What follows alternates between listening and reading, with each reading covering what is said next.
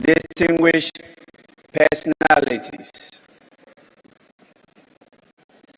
blessed with the presence of the following persons: Her Excellency Mrs. Rebecca Akufo-Addo, First Lady of the Republic.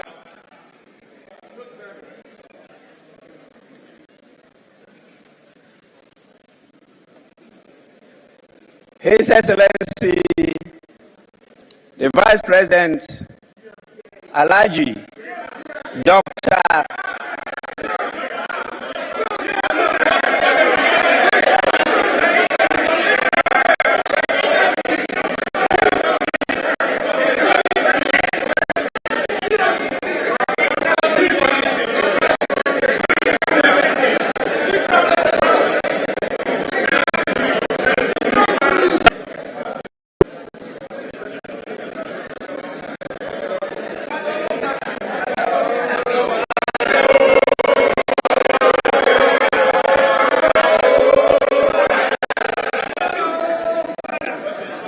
His Excellency the Vice President Alhaji Dr. Mahmudu Bawumia.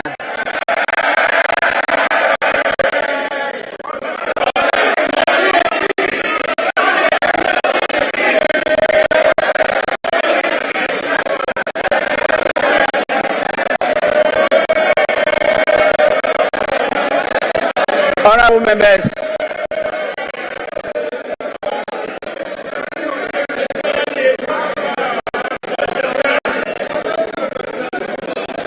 we have with us Your Lordship, the Chief Justice, Justice Enim Yebua.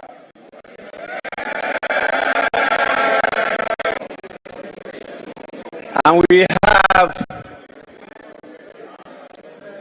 Madam Alice Ajua Yunus, the spouse of number 3.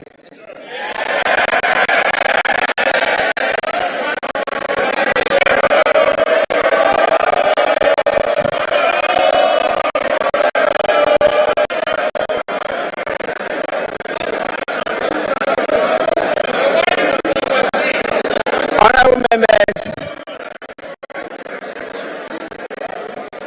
we have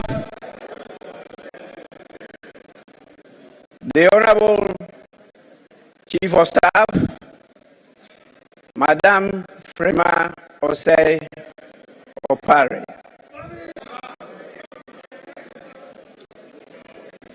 You know, she is the most senior-most of my wives.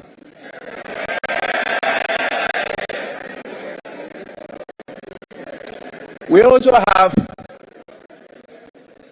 the distinguished Chairman of the Council of State. This gentleman has been with us for some time. And members of the Council of State.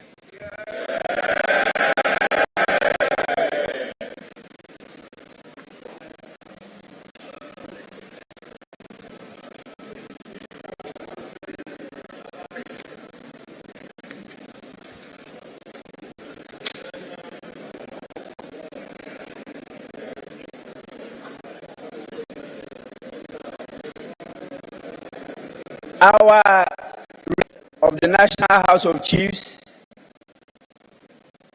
Nimen, Namen, Nananum, Togbe, Namine, they are all present here with us. You have a large, the Dean and members of the Diplomatic Corps. And we are also blessed with the presence of Your Excellencies, the former President John Ajekum Kufuor,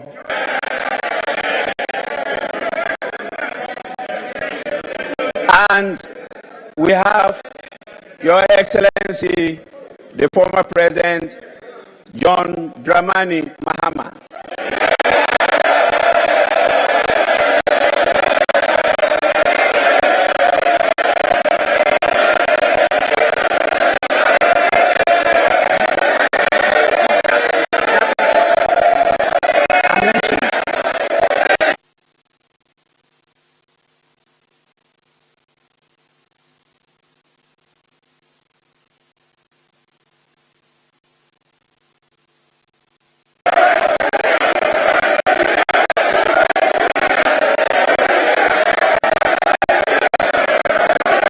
Honorable members,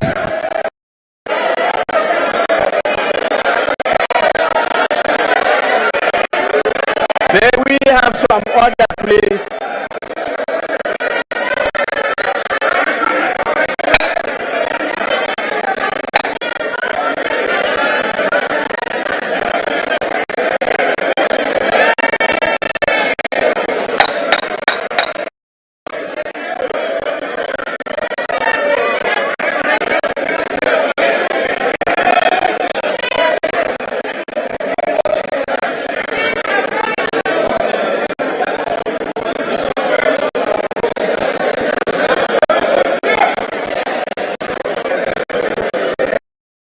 Proceed. I apologize to my lords, the justices of the Supreme Court, for not mentioning them appropriately. I acknowledge your presence, my lords.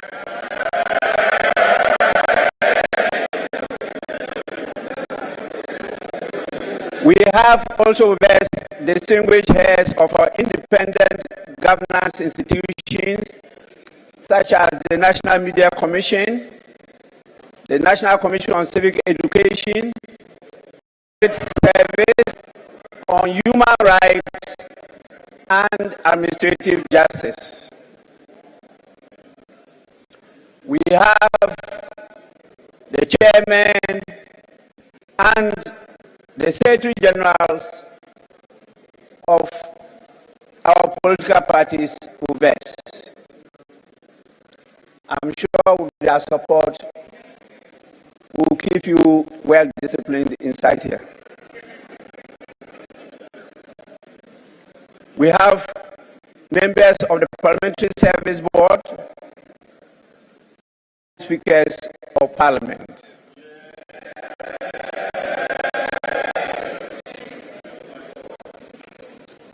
We have our distinguished former clerks of Parliament, particularly the veterans who started it all with K.N. Ayinsu before we gained independence. He is here with us.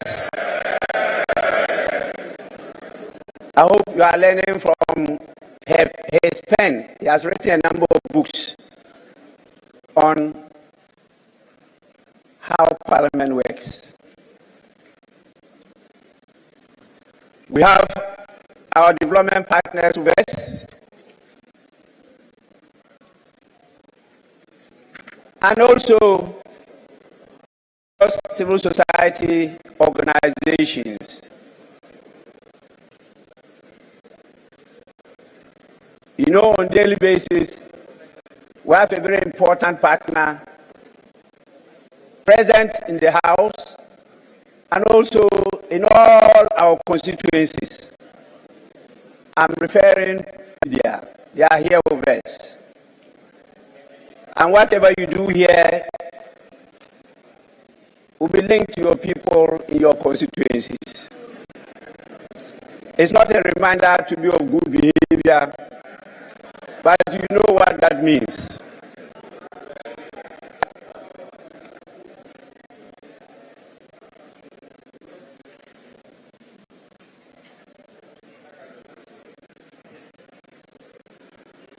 Honorable members,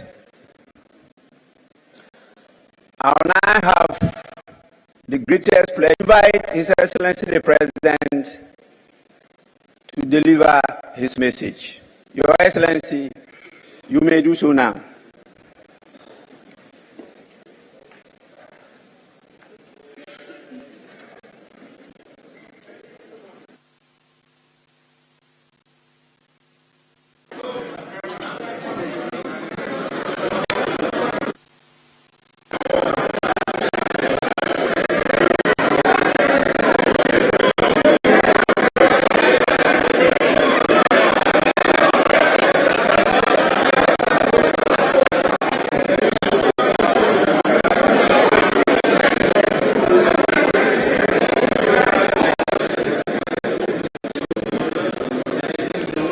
Speaker,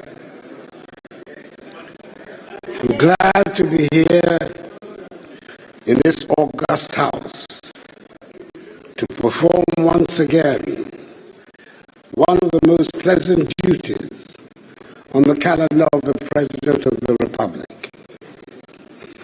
That is to give honorable members and the Ghanaian people, in fulfillment of Article 67 of the Constitution of the Republic.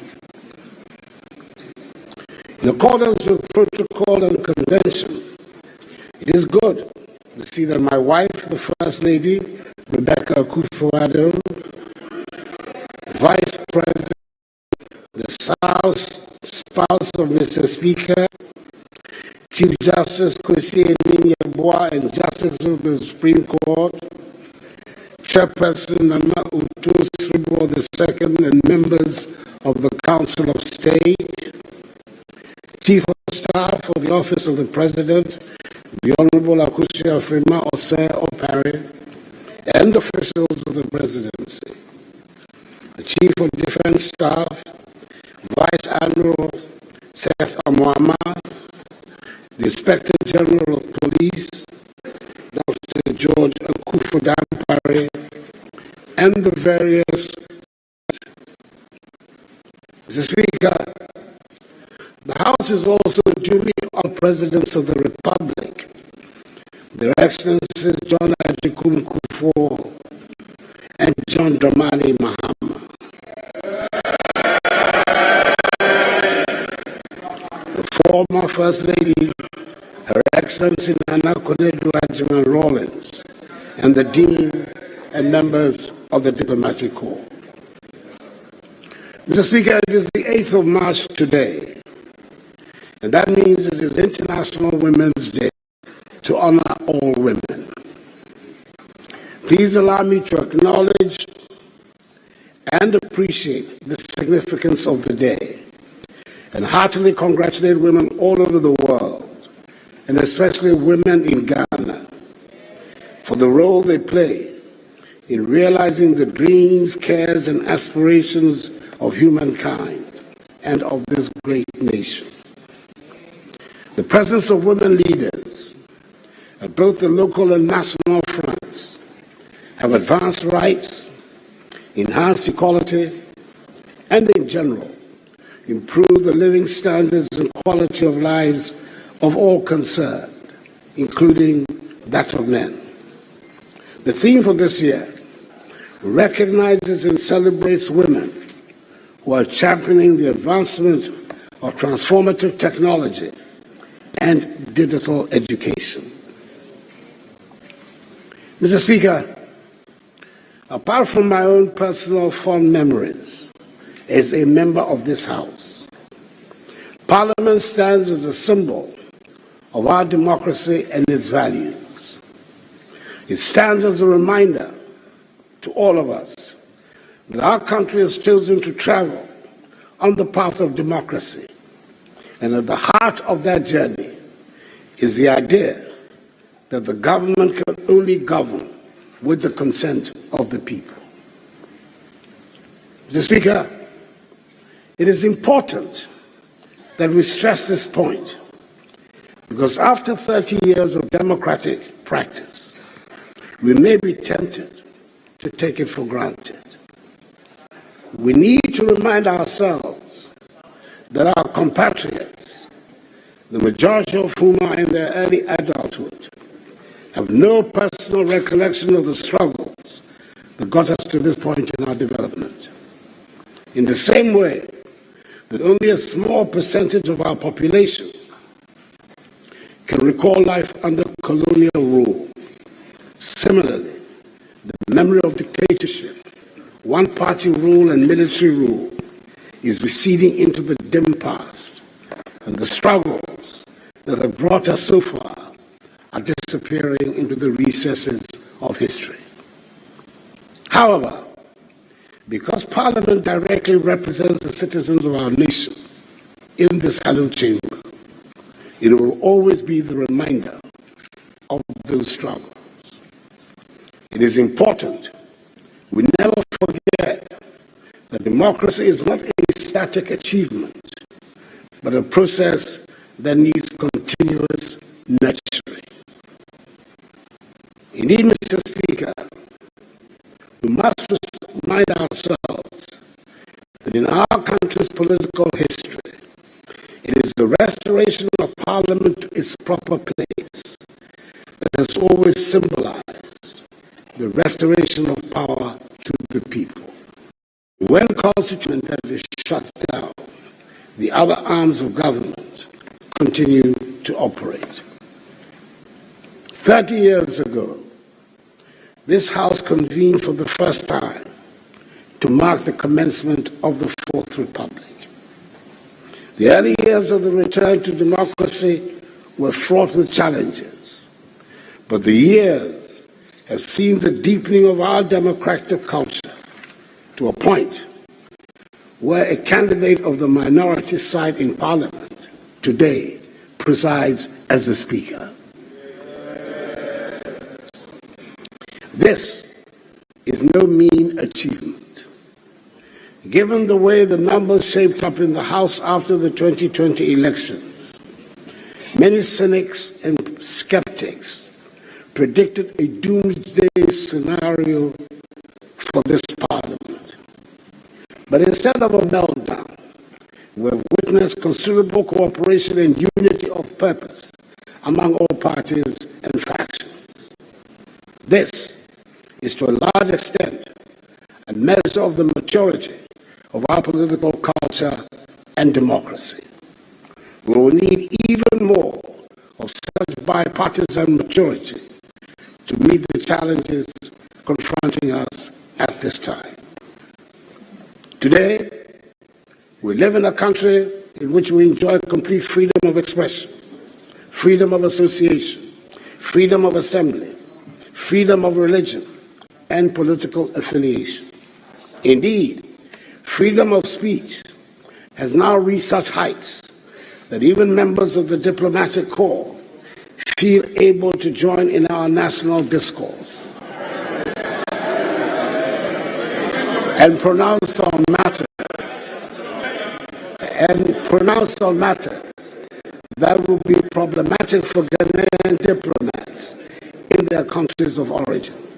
Nevertheless, Mr. Speaker, it seems to me the important thing in our free speech environment is actually to try and hear each other instead of raising the decibel level of our individual points of view. Mr. Speaker, to come before this House to deliver a message on the state of the nation is a symbol and practical demonstration of accountability, and I have always treated the occasion with the utmost respect. This address offers us, as usual, the opportunity to provide an honest assessment of our country's situation, it with hope and confidence of what the state of the nation is. It will necessarily have to include what state it was in yesterday, the state it is in today, and what state it will be tomorrow, based on reasonable grounds of expectations. How far back should we be looking to make a judgment on the state of affairs today? Mr. Speaker, I believe that the issue above all that is quite properly dominating the concerns of all Ghanaians is the gravity of the economic situation of our country and how we can quickly stabilize the economy and work our way back to the period of rapid economic growth. The rate has been very high, and for the first time in our lives, debt exchanges have become the language of everyday conversation. As such, Mr. Speaker, I wish to make a departure from the usual format of messages on the state of the nation and concentrate predominantly on the economy, which will enable me nonetheless also to make some statements about the state of our agriculture, education, energy, health, infrastructure, mining, tourism, and security. This is not to belittle the contribution of the other sectors to the growth of our country, but I believe the exigencies of the moment justify the position I am taking, particularly as all sector ministers continue to provide official updates on happenings in their respective sectors. I've said, and many others, including the managing director of the IMF, have said that our economy was doing well until COVID-19 and the war in Ukraine. Was doing well until COVID-19 and the war in Ukraine took us off course.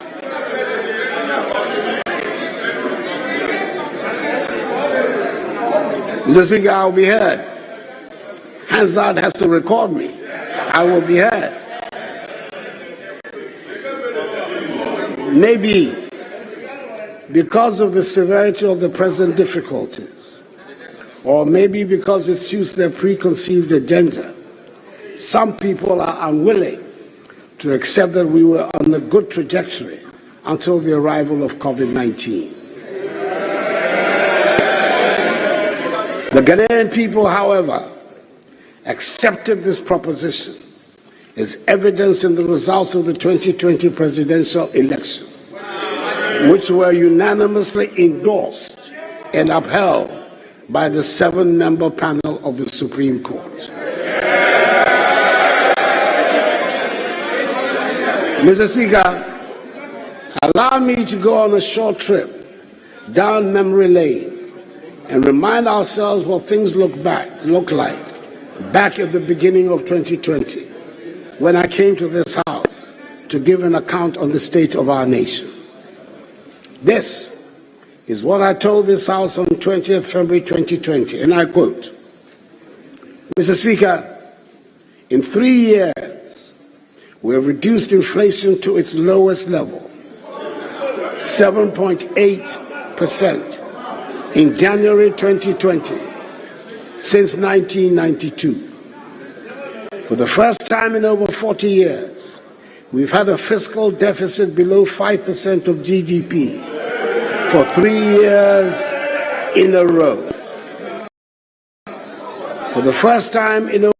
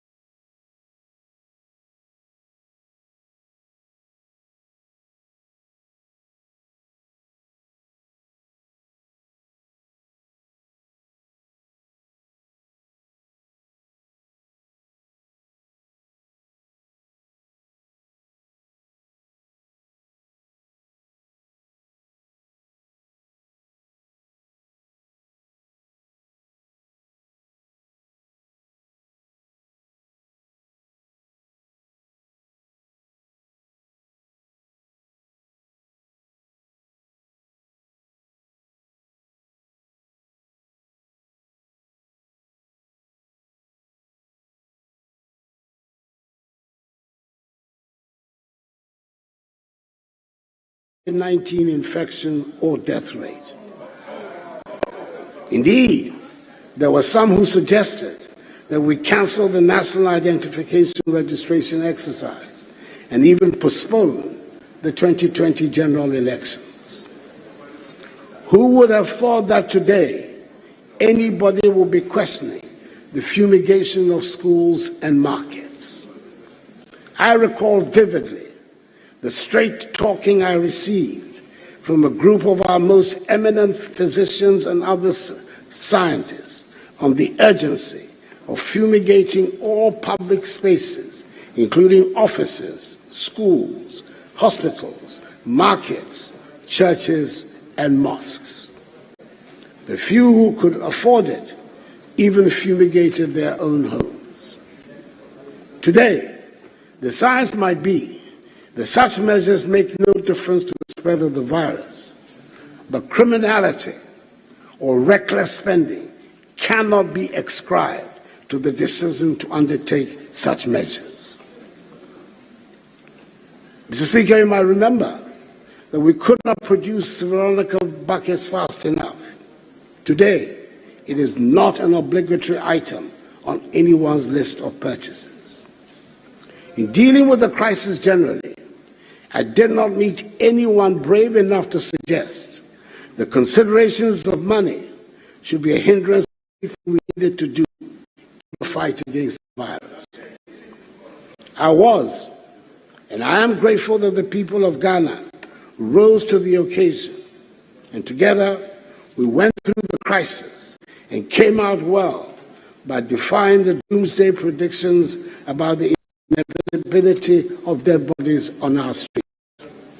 I'm grateful that we saw the wisdom in helping each other, and I thank those who contributed their expertise, time, and energy to the fight against the virus. And I thank those who contributed to the COVID-19 fund that was set up to help us meet some of the expenditures. The economic consequences from the pandemic have been devastating. Mr. Speaker, it is precisely because the economic fallout from the pandemic is so widespread and long-lasting that it is important to show clearly that the COVID-19 funds, were not misused.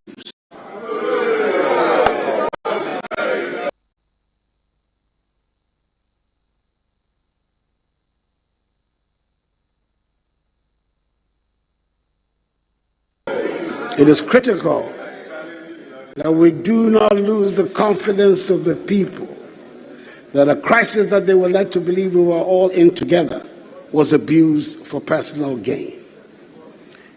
Mr. Speaker, it was government that asked for the COVID funds to be audited, and I can assure this House that nothing dishonorable was done. The responses from the Ministers for Health and Finance on January 23rd and 25th, 2023, respectfully, have sufficiently laid to rest the queries from the Auditor General's report, and I believe any objective scrutiny of these statements from the Health and Finance Ministries would justify this conclusion. We did provide 518 million cedis of grants and loans to micro, small, and medium-scale enterprises through the NBSSI, now the Ghana Enterprise Agency, in which 302,515 enterprises benefited, of which 60% were women-owned. These were MSMEs that were in distress as a result of the pandemic. For some traders, the receipt of 1,000 cedis made the difference between the ruin of the household and survival. In addition, 58,041 health workers were empowered to supplement the existing health sector workforce. Subsequently, all of them have been absorbed as permanent workers in the health sector. Frontline health workers were also granted 50% tax relief for the period. Was that something to regret? We should be ever grateful for the work that so many people did to keep all of us safe. All households enjoyed free water supply and huge discounts on electricity bills because access to water was a necessity to ensure people adhere to hygiene practices, and access to electricity was important as everybody was encouraged to stay at home. It also provided an economic cushion to protect lives and livelihoods at a time of difficulty. Today, the government's support for utility bills is being projected by some as a waste, or to use that word so beloved of some commentators, profligate. Mr. Speaker, the government took a deliberate decision to try and keep the inevitable disruptions across all our lives down to a minimum in the education sector by opening schools and education institutions as soon as it was made safe to do so. It was an expensive undertaking and not universally popular. But faced with the prospect of a whole generation of our children losing irreplaceable years of education, and the real likelihood of many of them dropping out of school, however, forever, we took the brave decision to open the institutions. Even then, it is worth pointing out that the school year has not yet fully returned to the predictable pre-COVID calendar. After the event, some might be tempted to forget the volumes of sanitizer and other logistics it took to keep the schools open and safe. In much the same way as some might now choose to forget the vitriol that came from some who should have known better, threatening hell and damnation when according to them, the children start dying in the schools. Mercifully, we did not lose a single child to COVID in school. I would like to suggest that with the best will in the world, Mr. Speaker, no auditor can put a figure on the cost of keeping the children in school safely during that crisis, nor the continuing cost of the effect of the pandemic on our young children. Not the financial cost, not the emotional cost, certainly not the social cost. But we must thank the Almighty that we have survived to repair the damage and begin to rebuild our economy. Beyond the use of COVID funds, there are legitimate questions being asked about how the country's debt situation got to where it is. Mr. Speaker, let me state emphatically that we have not been reckless in borrowing and in spending.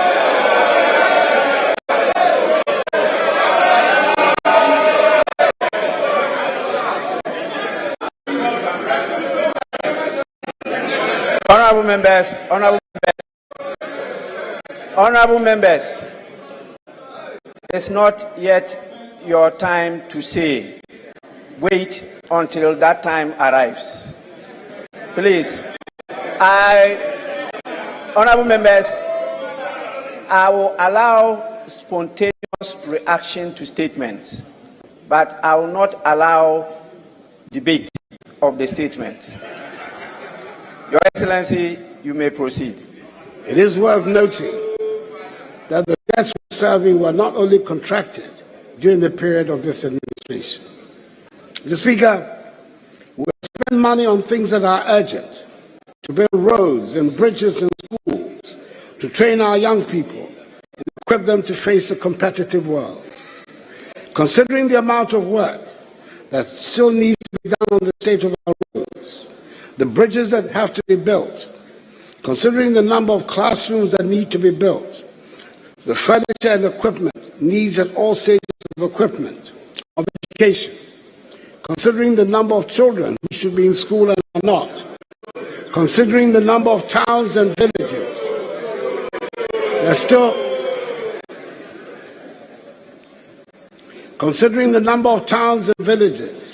still do not have access to potable water, I dare say no one can suggest we have overborrowed or spent recklessly. Yes, I've been in a hurry to get things done, and this includes massive developments in agriculture, education, health, irrigation, roads,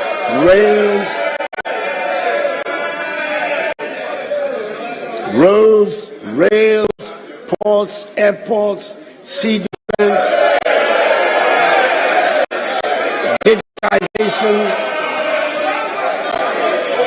social protection programs, industrialization, and tourism. We can be justifiably proud of the many things that we have managed to do in the past 6 years. As I go around the country, I hear the pleas for more roads, schools, hospitals, and as the rainy season comes, I wish, as every other Ghanaian does, that would have built more drains than we have. And I wish we have the resources to do more. But Mr. Speaker, I'm proud of the amount of work that we have done, especially in the road sector. Roads constitute the largest number of questions asked in this House by members of Parliament. A large amount of the monies we borrow are for road construction. Shall we dare stop constructing roads?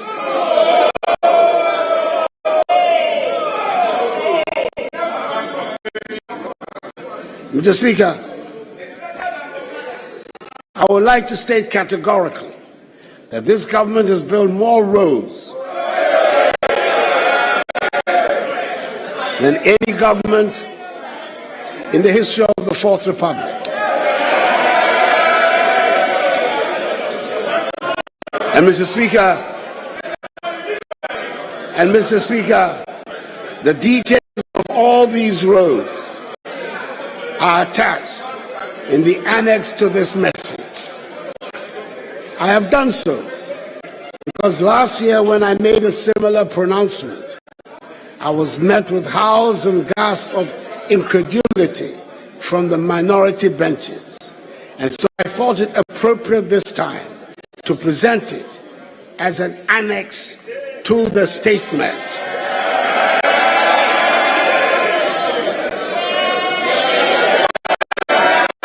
Which will be part of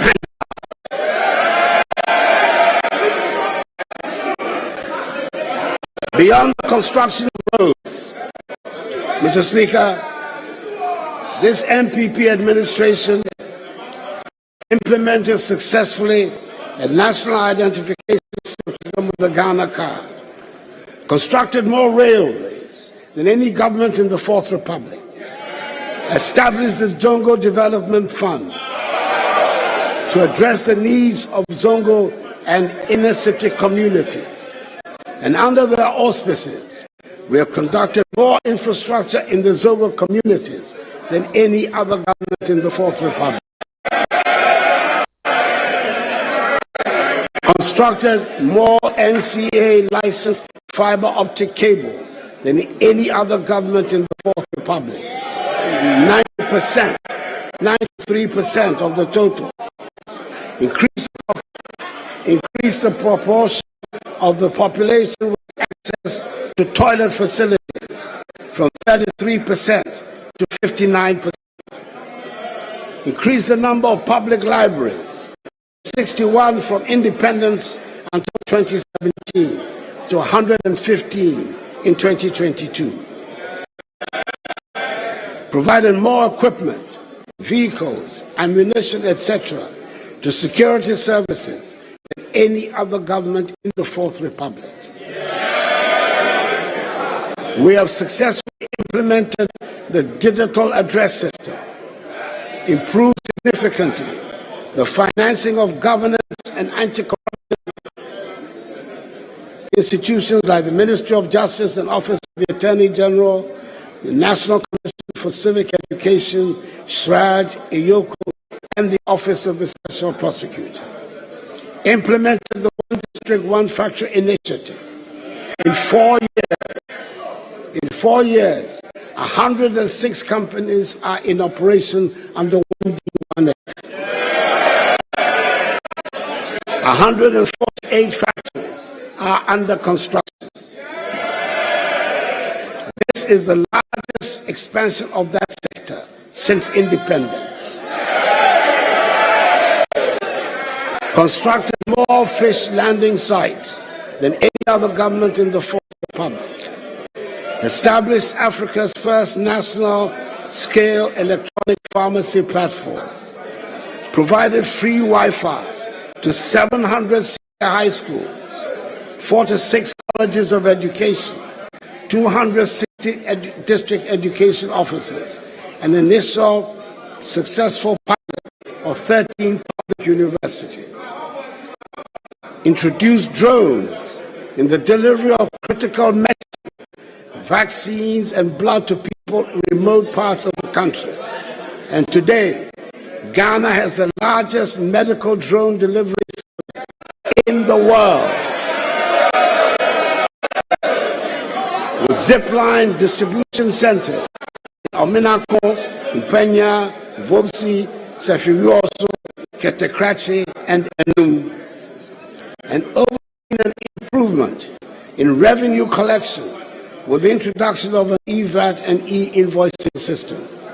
For example, figures from 19 tax-paying companies onboarded onto the EVAT system reveal total recorded monthly sales increasing from 222 million cedis in November 2021 to 720 million cedis in November 2022. Again, in December 2021, total monthly sales of 284 million cedis also saw a huge increase to 1 billion cedis in December 2022. Indeed, the evidence of how state funds have been used to improve our society is all over the country. No district or constituency has been left out. And I believe there are many Ghanaians who will vehemently disagree when some say there's nothing to show for all the funds that have been at my government's disposal. Mr. Speaker, I would like at this stage to brief the House on how the talks with the International Monetary Fund have been going since the announcement on 1st July 2022 of our intention to engage the IMF for a funded program. Mr. Speaker, having reached a staff-level agreement on 12 December 2022, after 5 months of intense negotiations and completion of most of the prior actions required under the agreement, we are on course for the IMF staff to present to the IMF Executive Board Ghana's program request for a $3 billion extended credit facility by the end of this month. Mr. Speaker, the 3-year IMF program, anchored on government's post-COVID-19 program for economic growth, aims at restoring macroeconomic stability and debt sustainability whilst protecting the vulnerable. It is a strong reform program which relies on front-loaded fiscal measures to increase domestic resource mobilization, to streamline public expenditures to support inclusive growth and enhance social protection. Mr. Speaker, I thank the House for its support throughout this process, including the passage of key revenue laws. However, a few more of these measures, namely the Income Tax Amendment Bill, the Excise Duty and Excise Tax Stamp Amendment Bills, as well as the Growth and Sustainability Levy Bill, are outstanding, which need the urgent attention of the House and passage to complete the prior actions. This will put us in readiness for our presentation to the Fund Board and, more importantly, bolster our domestic revenue mobilization efforts. Mr. Speaker, it is clear that given the extent of the fiscal and debt sustainability issue we are addressing, fiscal adjustments and structural reforms are not sufficient for restoration of debt sustainability. A critical component of the measures we are implementing to address the current economic crisis is the debt operation, involving both domestic debt and external debt. The debt operation is aimed at returning the country to debt sustainable path by 2028 by reducing the debt-to-GDP ratio on a general classification basis and in present value terms from 103% in 2022 to 55% by 2028, and reducing the external debt service to revenue ratio from 29% in 2022 to 18% by 2028. Mr. Speaker, in order to achieve these goals, the decision was taken to execute a domestic debt exchange program, in addition to fiscal adjustment, external debt operation, and structural reforms. The participation rate of 85%, representing 10 bonds of 83 billion cedis out of the total eligible bonds of 97.7 billion cedis, constitutes significant success for the DDE program.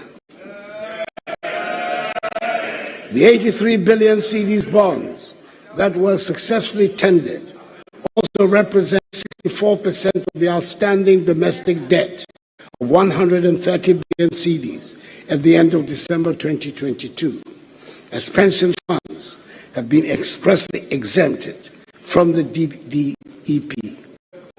I want to take this opportunity to thank organized labor, pensioners, pension fund managers, the Ghana Association of Banks, the Ghana Securities Industry Association, the Ghana Insurance Association, the Individual Bondholders and Retirees Forum, and all others who contributed to make the domestic debt exchange program a success.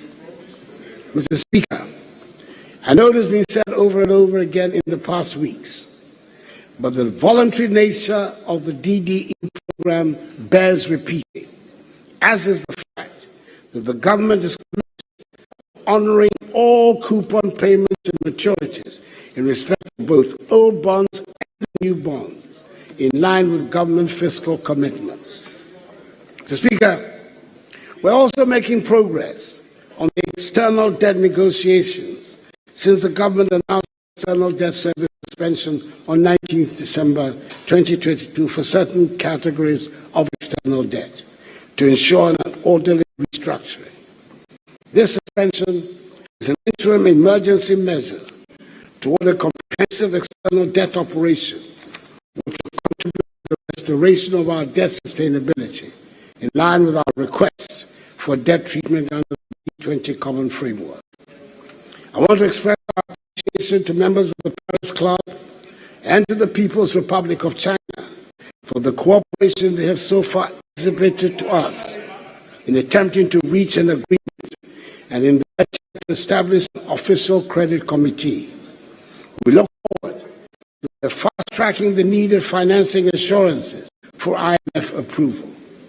We are confident that with their cooperation, we will reach our March deadline for going to the fund.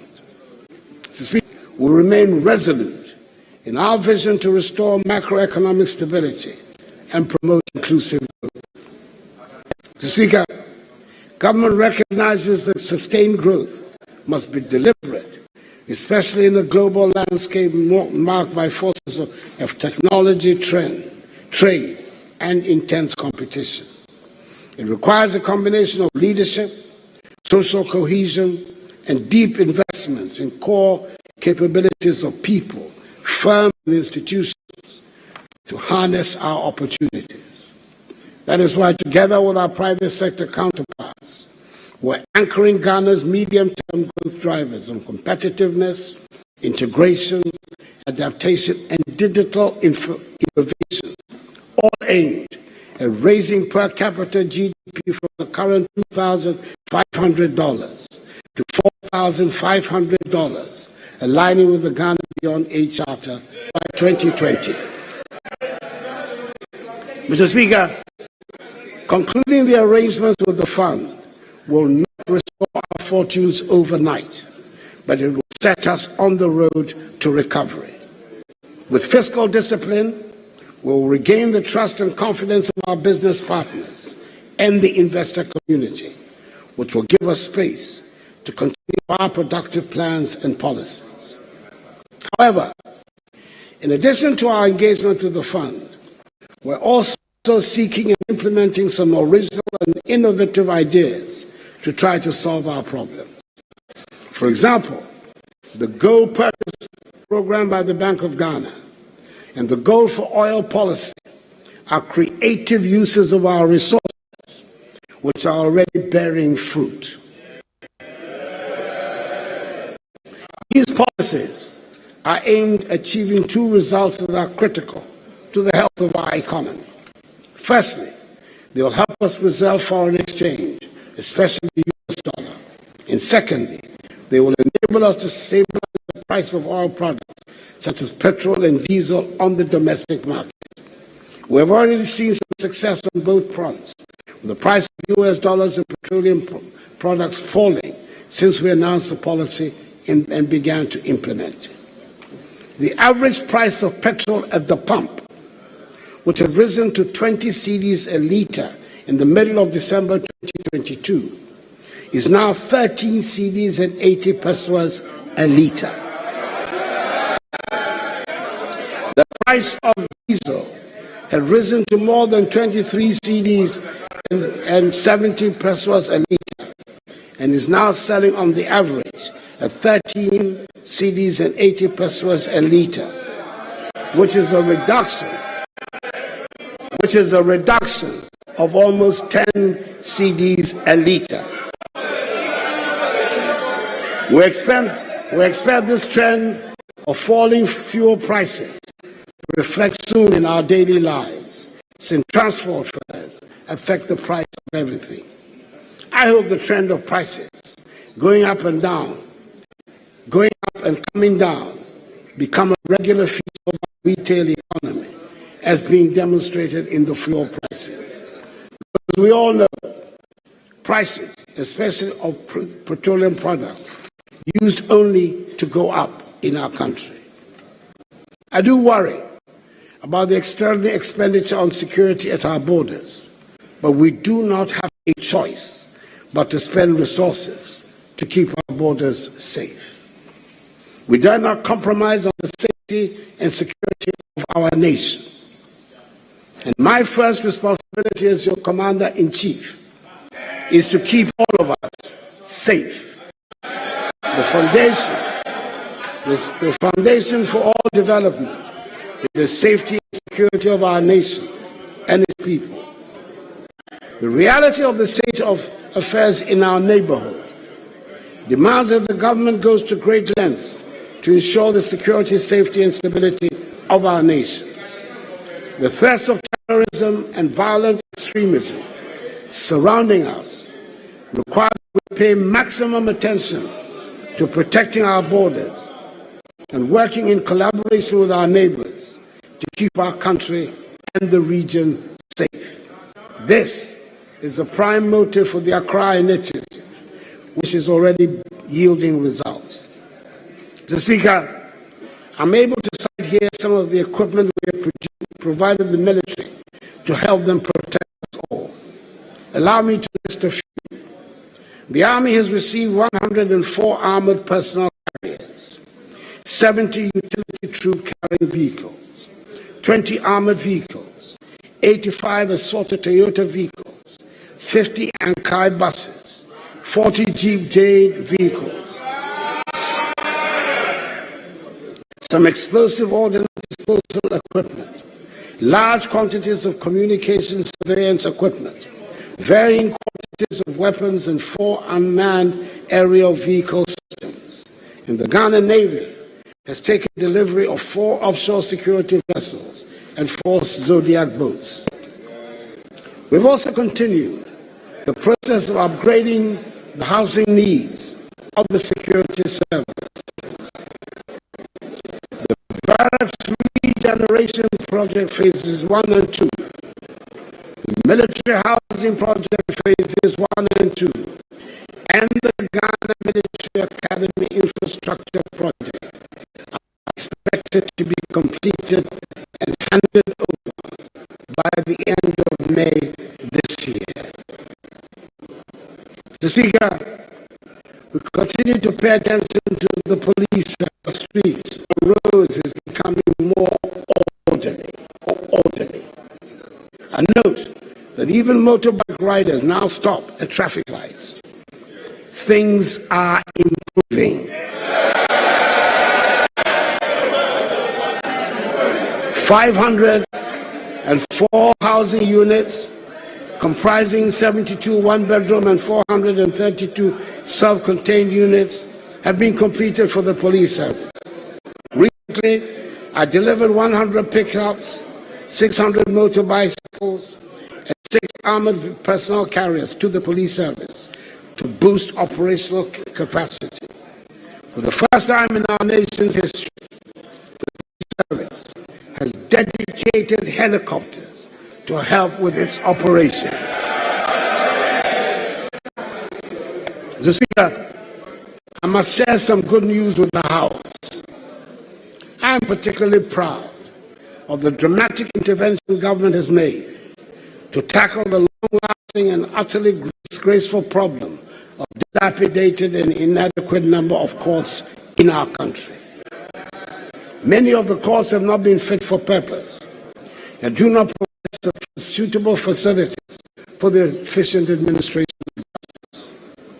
The inadequacy means that people have to travel long distances to gain access to courts. As someone who for years earned my living as a practicing lawyer, I have first-hand experience of the unacceptable state of courthouses around the country, and I'm glad to inform the House that we are resolving this problem. Through the Ministry of Local Government and the District Assembly Common Fund, government has embarked on the construction of 120 courthouses with accompanying accommodation for judges across the country. Indeed, 60 have been completed, and the others are at various stages of completion. For the first time ever, we have the happy situation of purpose-built courthouses with accommodation that are waiting for judges to be appointed to put them to use. 6 new regional high courts fitted with judges' residence are also being constructed in the new regions, i.e. Ahafo, Bono East, Northeast, Oti, Savannah, and Western North. 3 of the courts, that is those in Northeast, Oti, and Savannah, have been completed and commissioned. Those in Ahafo, Bono East, and Western North regions will be completed by April.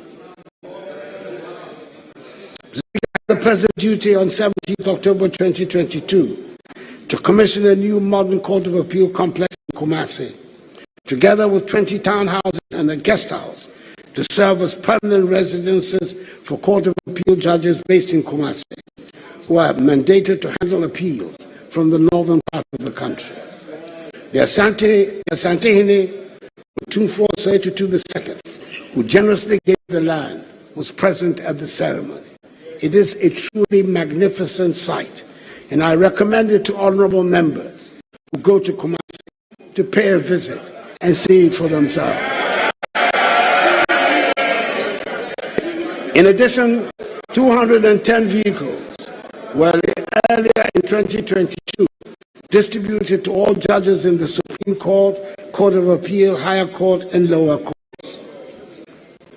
Mr. Speaker, it is a well-known fact that in this administration, TVET and STEM feature frequently in all conversations about education. Technical and vocational education are being given the place of honor they deserve.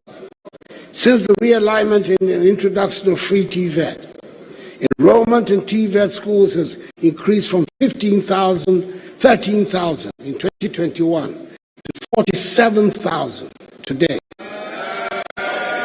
And all the indications are that this is a trend that will continue. In 2022, the TVET service recruited 3,400 staff, the highest in the history of TVET in Ghana, to accommodate this development. I was told last week about a young person who was placed in Achimota School in the current school placement exercise, turned it down to go to a STEM school. I think we are making progress. The strides we are making in education are already changing lives and changing the narrative. As of this year, nearly 2 million young people have benefited from the free SHS policy. Predictions that the policy would lead to a lowering of standards proved wide, very wide of the mark. On the contrary, the results under the free SHS have shown a systematic improvement, and as a result, 2 million young people have either found a way to further education, training, apprenticeships, or employment because of the free SHS policy. I'm proud of the additional educational infrastructure, especially the provision of ultra-modern classroom blocks for several schools, which are equipped with laboratories, ICT centers, and libraries. The establishment of 10 STEM centers across the country, including one in Accra, to aid the study of engineering and robotics. Construction has also started at the University of Agricultural Science in Bunsu in the Eastern region. Mr. Speaker, apart from the enhancement of revenue and the judicious use of resources, we are all agreed that we need to do something about our huge import bill. Last year, I set up a 5-member ad hoc cabinet committee to work on a policy to enhance domestic production and export development with a fourfold strategy. 1, reduce the country's import bill in the short, medium, and long term. Enhance domestic productive capacity in selected products. Generate widespread employment opportunities. And 4, diversify and expand our export capacity to Africa and beyond, especially through the vehicle of the African Continental Free Trade Area. In 2021, Ghana's total import bill was put at $13.7 billion United States dollars, according to GRA icons. On the evidence of existing local productive capacity, we have identified a list of 20 priority products in the categories of primary agricultural products, processed foods, and manufactured goods, where we can confidently enhance domestic production. Amongst these are rice, fish, poultry, fruit juice, sugar, tomatoes, vegetable oils, oil palm, fertilizers, pharmaceuticals, soaps and detergents, insulated wire, ceramic products, corrugated paper and paper board, cement and clinker, and motor vehicles. The report on the implementation modalities to enhance domestic productive capacity in these products has been prepared, and once confirmed with your approval, the new Minister for Trade and Industry will roll out urgently a series of initiatives to implement the policy.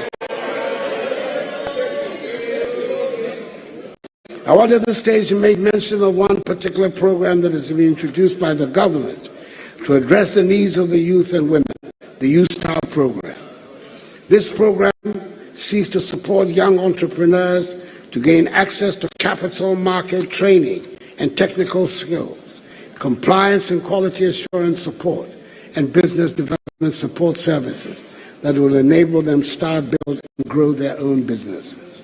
Mr. Speaker, the Youth Star program was successfully piloted in 2022, with 70 youth-led businesses benefiting from the initial 1.98 million CDs. Subsequently, a total of 288,800 applications have been received and are being processed by the Ghana Enterprise Agency for full operation. Mr. Speaker, government remains committed to infrastructure development. Working with the private sector, we continue to explore the use of public-private partnership arrangements as a financing alternative to the delivery of critical public infrastructure, such as the Accra-Tema motorway extensions, Accra-Takoradi motorway, and the Sugan-Kopelome transboundary water supply projects. In addition, Mr. Speaker, the $750 million United States Afro-Exim Bank facility, which has been secured, will make it possible for us to construct many other roads and interchanges, including the long-awaited four-tier Swami interchange. Mr. Speaker, we have now reached the point where we feel the impact of technology as an irreversible way of life. We have digitized many processes. The Ghana card has become a one-stop shop for Ghanaian identity and its usages. We are fully convinced that our investment in information technology and the digital infrastructure will help us to redefine our traditional concepts of time, space, speed, and nature of conducting business within our society, economy, and culture. Information technology helps all segments of society to be integrated and transformed through connectivity, in facilitating the production, distribution, and consumption of information within the whole economy and society. We have integrated many processes within the digital environment, and for this, we have to recognize the efforts of many component parts of the government, such as the Ministry of Communications and Digitalization, the National Identification Authority, and especially the Vice President, Dr. Alhaji Mahood Bawumia.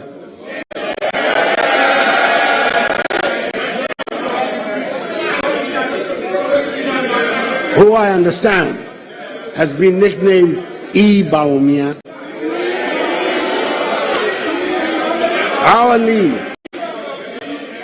Our need for technological reinforcement within all our structures and spaces is unending, and we will continue to push the frontiers of our engagement with the technologies of information, economic development, and human transformation.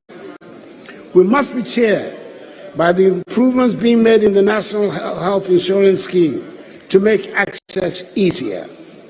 The scheme is currently one of the better digitalized institutions, and I hope they get the public support that they need. I note in particular with satisfaction that they have developed a self-enrollment mobile application, My NHIS app, to self-enroll in the scheme, and this app enables registration and renewal for oneself and others by linking NHIS cards to Ghana Card. 2022, over 5 million members' data their Ghana Card to enable them to access health care using the card. The National Health Insurance Authority has also improved its claim management processes with an emphasis on e-claims and paperless systems at all 4 claims processing centers. The year under review, electronic claims processing was about 70% of all claims submissions. As of 31st December 2022, the scheme paid a total of 1.014 billion cedis to health service providers. Mr. Speaker, our drone delivery service is firmly established. In Ghana now has 6 centers with zipline drone services, making Ghana the largest aerial logistics distribution network in the world. Zipline, through the national scale delivery services, has delivered some 14.8 million units of life-saving medicals, vaccines, and blood products in Ghana by the end of 2022. Childhood vaccines top the list with the delivery of 8.3 million doses, followed by 2.05 million doses of COVID-19 vaccines. Mr. Speaker, I must say, however, that the current shortage of some childhood vaccines in the country has concerned me greatly. This shortage, if prolonged, will affect negatively Ghana's childhood immunization program, which has been recognized as one of the most successful in the world. The WHO has only recently expressed worry about a steady decline in measles vaccination coverage globally because of the concentration on the fight against COVID-19. In accordance with our desire not to become part of this global trend, government has taken steps to ensure the stocks of these vaccines are procured and supplied as a matter of urgency and emergency. The Ghana Health Service has developed an elaborate program to catch up on children who have missed their vaccine immediately stocks arrive. Mr. Speaker, I want to encourage all parents and caregivers to ensure that eligible children are vaccinated once this program begins. No child should be denied access to vaccination. Mercifully so far, not a single child has died as a result of the outbreak. This House has already passed into law the National Vaccine Institute Bill, which is yet to be brought for my assent. In the near future, this institute will ensure that no matter what happens to the global vaccine supply chain, we can produce our own vaccines locally.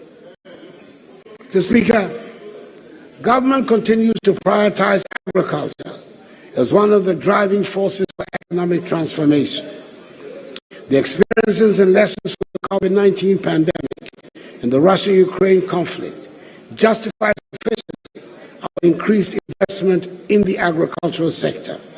Indeed, the sector recorded significant successes with an average growth rate of 6.8% from 2017 to 2021. This consistent growth over the period has translated into improved food security, job opportunities along agricultural value chains, and availability of raw materials for industry. To address the vexed issue of post-harvest losses, we have constructed some 65 warehouses, with the remaining 15 at advanced stages of completion. This intervention is adding some 80,000 metric tons to national grain storage capacity. $29.9 million United States dollars worth of machinery and equipment have been procured from Brazil to boost mechanization. Government will this year commence preparatory works for establishing a tractor and backhoe loader assembly plant in the Ashanti region, and continue capacity building of operators to ensure effective management and prolong the lifespan of agricultural machinery. Mr. Speaker, the impact of climate change and variability on global agricultural activities is a call to all of us, and indeed all countries, to adopt appropriate technologies and other innovative practices for sustainable agriculture and resilience against food insecurity. Government's response, among others, has been to continue to invest in irrigation infrastructure, both large and small scale, across the country. In 2022, government completed the rehabilitation and modernization of large-scale irrigation schemes at Tono, Bong, and Bong Left Bank projects. The three schemes are expected to provide 6,760 hectares of irrigable land for all year-round crop production. Phases 1 and 2 of the Tamale irrigation project have also been completed, with phase 3 of the project at 57% completion. Mr. Speaker, we are now at the most difficult stage of electricity provision around the country. The parts that are left are the very difficult to access area. The national electricity access rate increased from 79.3% in 2016 to 88.54% in 2022, making us amongst the top 6 in Africa, and we're still expecting to achieve the 90% universal electricity rate by 2024. To reduce transmission system losses and voltage fluctuations and to improve the overall quality of power supply, old lines are being replaced on the western, eastern, coastal, and middle corridors. It is worth noting that 3 new substations have been commissioned between 2021 and 2022, thereby improving reliability and efficiency. Mr. Speaker, I'm pleased to inform the House that the Electricity Company of Ghana, ECG, has since the last quarter of 2022 embarked on an aggressive digital transformation program. In the first phase of this program, set to be completed by end of April, the focus is on creating a cashless and efficient payment system. I'm pleased to announce that on 1st March 2023, all ECG district offices became cashless. This is a major achievement by all standards. Since the start of this transformational program, we have so far seen a 25% increase in the monthly revenues.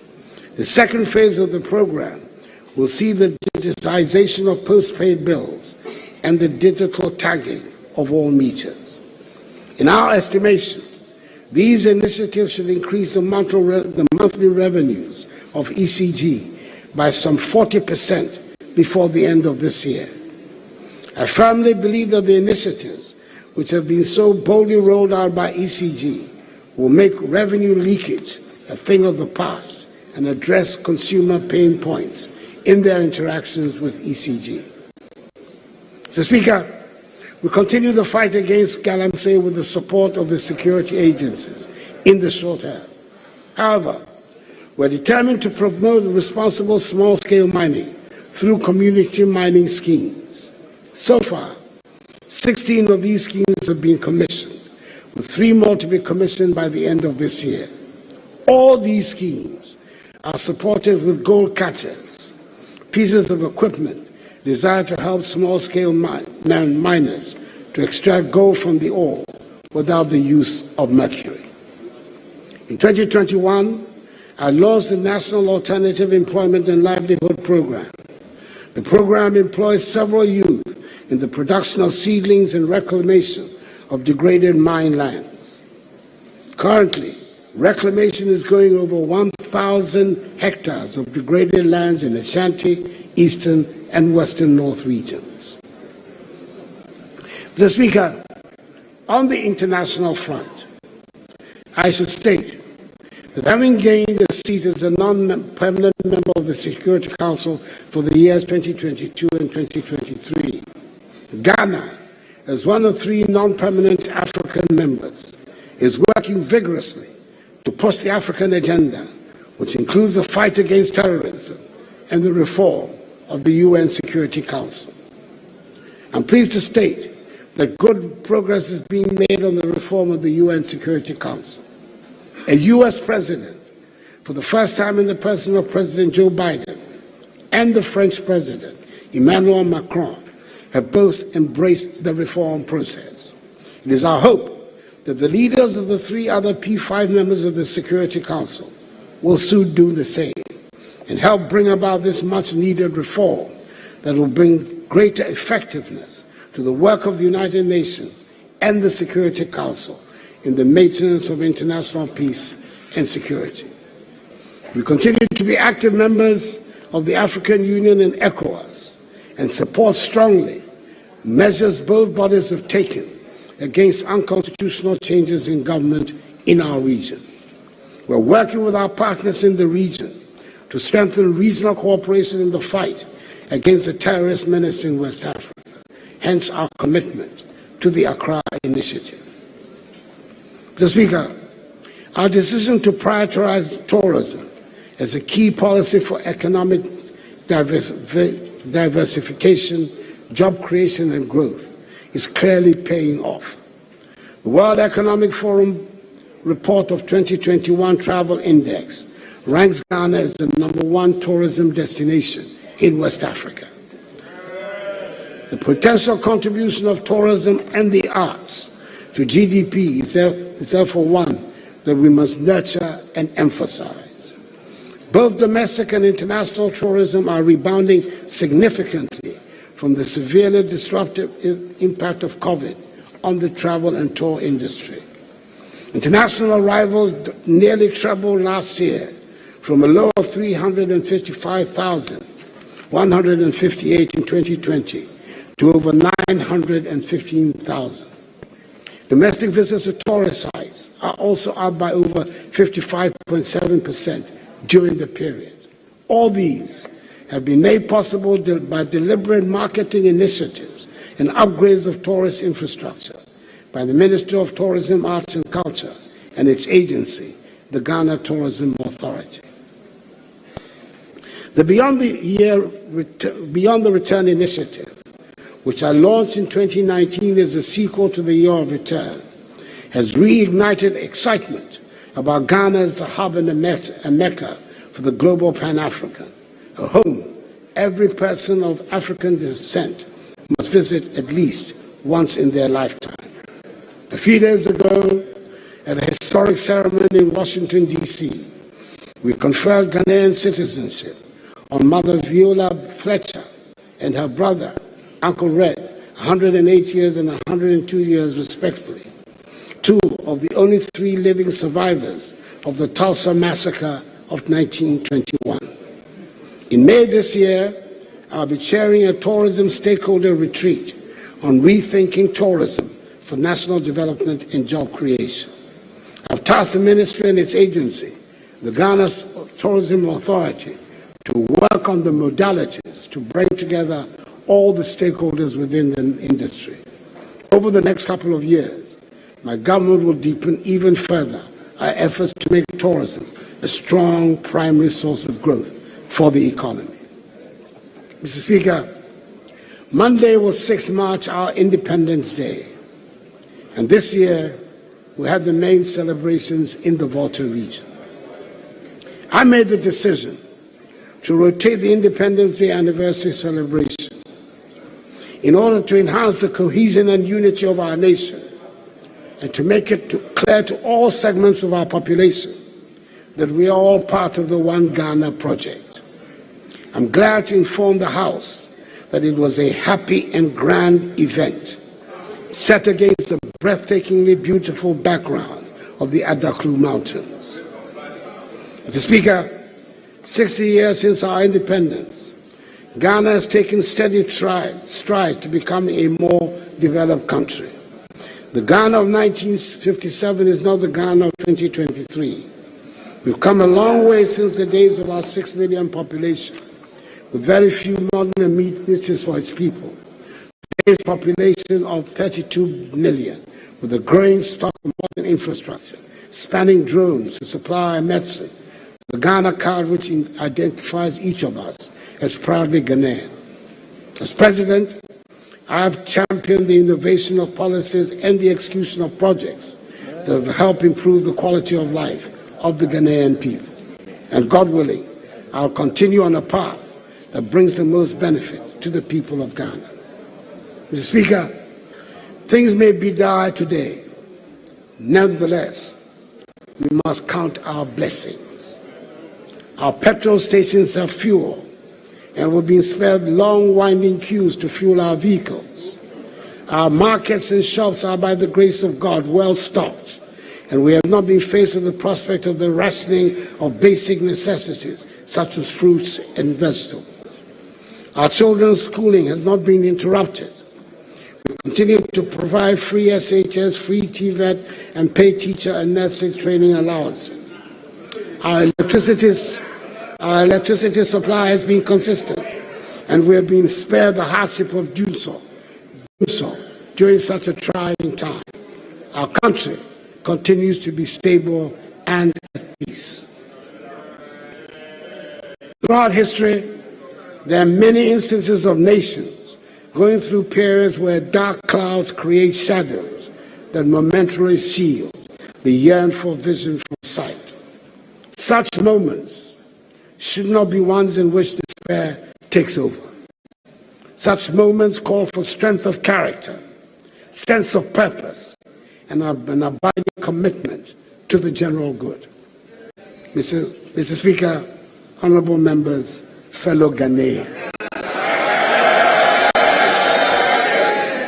let us believe in ourselves and in our capacity to overcome the problems that are before us. This is a phase, and with every fiber of my being, I am certain that this too shall pass. We have done it before, and we will do it again. May God bless us all in our homeland, Ghana, and make her great and strong. Mr. Speaker, I thank you for your attention.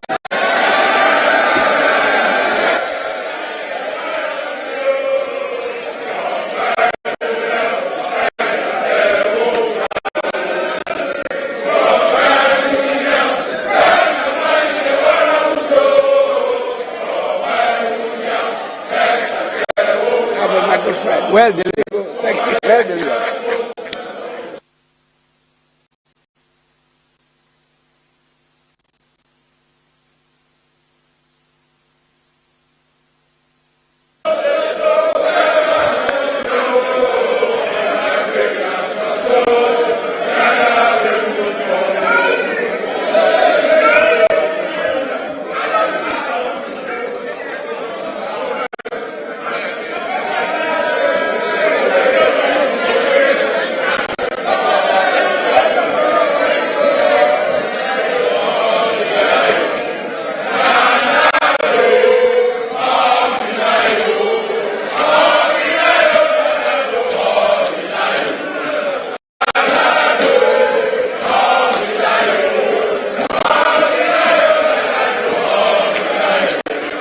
www.atinkaonline.com. Thank you.